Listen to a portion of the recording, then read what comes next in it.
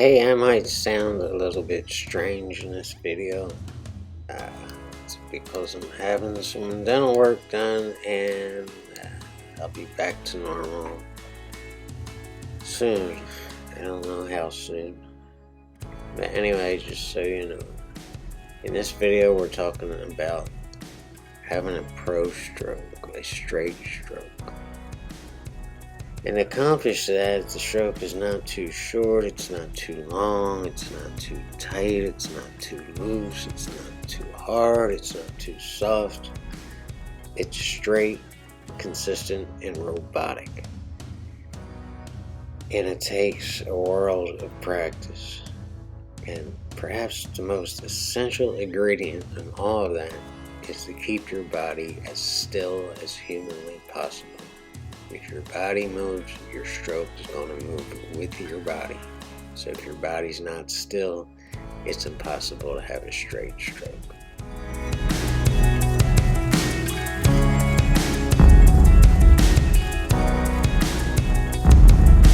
Alright, let's take a look at this table. The cue ball's in the center. There's the 1 ball, the 1 to the 2, the 2 to the 3, 3 to the 4.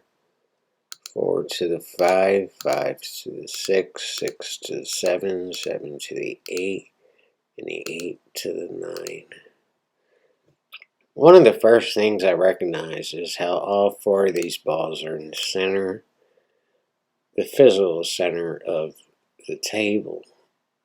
Although they're on opposite ends of the table, 2 of them are in the middle of the table, and this one's about second diamond. They're still almost lined up. And the rest of the balls are winged out. Yeah, it's an odd pattern. And I notice things like that. You can actually see me looking at that. It's like, what is up with that? It looks like I put these balls on spots out on the table, and it looks like some kind of drill. But it's not. In this first shot, we're trying to get back to here because we're shooting the 2-8 combination. And yeah, it's crazy, Mark, how I make a video saying avoid combinations, and here my last 2 videos are about shooting combinations. So the problem is I can't pull this ball underneath this 2 to shoot it in here. I mean, I can, but I'm just going to have to trust the rail a little too much, a little more than I want to, and I just don't want to do that at this point. So there's 2 pullback shots that come up in this game, and I think the other one is on the 5 ball. And it's kind of like fishing, you cast your line out there and you reel back to where you're sitting on the boat, and then you cast it again, and but we'll cross that bridge when we get to it. So here, I believe I'm using bottom left on that ball. Yeah, to spin it back. And you need to draw to increase the angle to get back underneath this 4 and 6 ball. And here's a combination, and I have to shoot this with top left to kind of spin the ball back over to this side of the table, because 2 balls going to get away from you. It's going to want to come up this way.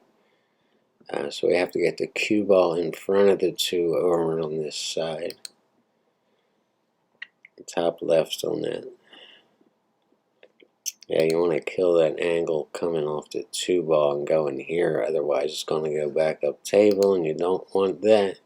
So it's kind of a race to the other side here. And I'm pretty much straight in here, and I can't do a whole lot with the cue ball because the 5's resting right on it. So this, I believe, is just center ball, and you're just pushing up there. And I could have juiced that and spun it up for a better angle on the 3 to get back on the 4. But it's all good. If I get straight in on the 3, which I did, I can still come back to this rail and spin that up on the line for the 4 ball. So this is being shot with bottom right, and right will spin the cue ball counterclockwise. And when it hits this rail, it'll bounce up in that direction. Going back up table for the 4 ball. It's bottom right on this to come back to the right. But the English didn't take off this route, but it's still okay. Here's a shot where I really show my stroke. And I strive to have this stroke on every single shot, no matter, what position I'm in. And I recommend people practice this shot for hours a day until they dial in their stroke and find themselves with a very consistent, very straight stroke. I'm going to shoot it and we'll rewind it and go over this. That's the stroke you want. That's my stroke right there, and it's getting more and more consistent. And during this night, later on in this night, I matched up with an opponent and just started running rack after rack after rack with that same exact stroke. So I was in dead stroke for about 2 hours. And boy, it felt good, and I just started feeling unbeatable. If I could win the game and win the break, I could stay at the table and keep him in his chair, and he finally got sick of sitting there watching me, so he got up and left. And that was that. But let's go back and rewind this. Practice this shot. It's not straight in. You're about at the dot here, and this is a little past, the 4 ball's a little past center, and you're looking to hit this dead center in the pocket over and over and over. And it's got a little bit of draw on it to force it over to this rally here so you don't go down table. All we have to do is get back on the 5 ball, which is over here. Over and over and over, just shoot it over and over. If you can, get somebody to set it up for you, or just put all 15 balls out there and roll one up, but get it in the same spot. Don't just shoot it randomly. Set that 4 ball up on that spot, and that's the stroke you want. And watch the tip of the cue after the shot. It's down on the table, and that's where it should be. That's the sign of a good stroke. And my body does come up a little bit on this shot, but it's about the right amount. That's what you want. And here's another pullback shot. This one's with bottom left to pull back up right where the cue ball is now. You're just kind of fishing it straight back to you. So if you don't know where to aim this shot, you just aim it back to where the cue ball is. And try to stay up, you want to get, it would probably be better to get straight in, but I wind up coming up a little bit short of straight in and going 3 rounds on the 7 ball. So, some people would ask me, why don't you just aim to shoot this 6 in this corner? But if you go back to the row, to do that, you would have to put top right on it and come back 2 rows on the 3, and then you'd be on the line. But I just feel that it's easier and you have more room for error if you don't come up short or don't come up long on this 6 ball. If you come down here, you're going to have to go way back down table and back up for the 7, and it's going to be a little bit difficult to get that position, to get back on the 9. The 8 ball's gone. Don't forget we made the 2-8 combination. So bottom left on this, and just pull back to where you are and go down, but don't go too far down. Straight in would have been better, but that's kind of risking going too long in this 6 ball. So it's better to come up a little bit short and then a little bit long. And that's what you're aiming at. This is just straight left-hand English. No top, no bottom, just left.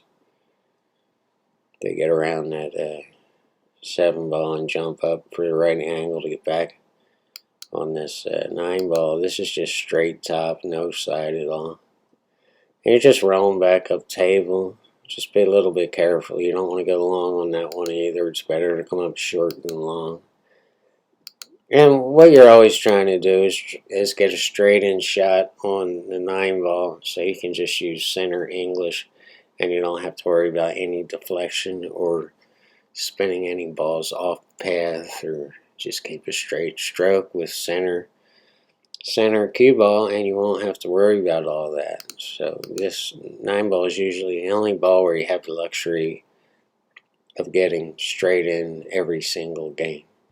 If you can do that, do that. So I'm not exactly straight in, but it's still, there's no sense in putting any English, top, bottom, left, right, any of it on this 9 ball.